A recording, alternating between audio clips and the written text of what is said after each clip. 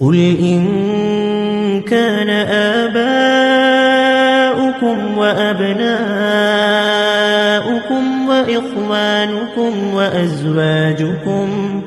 وإخوانكم وأزواجكم وعشيرتكم وأموال اقترفتموها وتجارة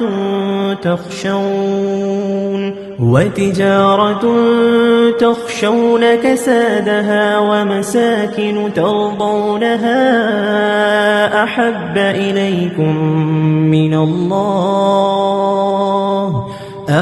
إليكم من الله ورسوله وجهاد في سبيله